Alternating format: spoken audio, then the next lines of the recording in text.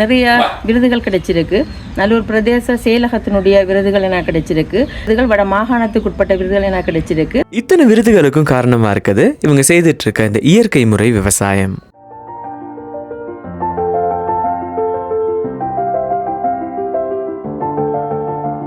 Organic முறை இல்லை, இது ஒரு கொண்டு போக மட்டும் தான் என்னுடைய விருப்பம். இப்படியான இயற்கை முறை விவசாயத்தை 20 வருஷங்களுக்கு மேலாகவே யாழ்ப்பாணத்தில் செய்துட்டு வரவங்க தான் கௌசலா.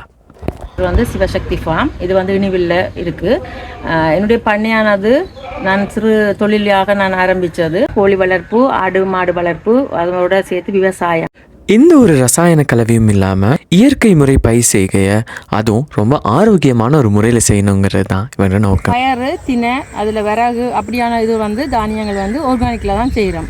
இதுக்கு வந்து அதிகளவான உரங்களோ அல்லது தேவையற்ற மருந்துகளோ தேவையில்லை. அதிகளவான மருந்துகளை பாவித்து இந்த பண்ணியை ஒரு கோழியை சரி நாங்கள் ஒரு விவசாயத்தை சரி நாங்கள் கொண்டு போகிற நேரத்தில் அது வந்து ஒரு மக்களுக்கான ஒரு தாக்கத்தை, உடல் ரீதியான தாக்கங்களை விளைவிக்கும். இப்போ இதை நாங்கள் இயற்கை முறையிலேயே நாங்கள் இந்த விவசாயத்தை செய்கிறதால வந்து இந்த இது வந்து தரமானதாக இருக்கும். கௌசலா இன்றைக்கி பல சவால்களுக்கு முகம் கொடுத்துருக்குறாங்க. ஆனால் அந்த சவால்கள் எல்லாம் தாண்டி இன்றைக்கி தன்னை ஒரு சாதனை பெண்ணாக மாற்றிருக்காங்க.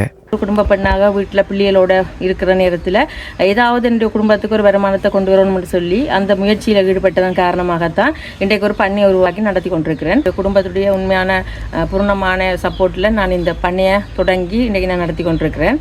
ஒவ்வொரு பெண்களுமே வந்து தங்களுடைய சுய பொருளாதாரத்தை விருத்தி செய்கிறதன் மூலமாக சமூக அந்தஸ்தை பெற்றுக்கொள்ள முடியும். அந்த வகையிலே நானும் எனக்கான அந்தஸ்தை நான் பெற்றிருக்கிறேன்.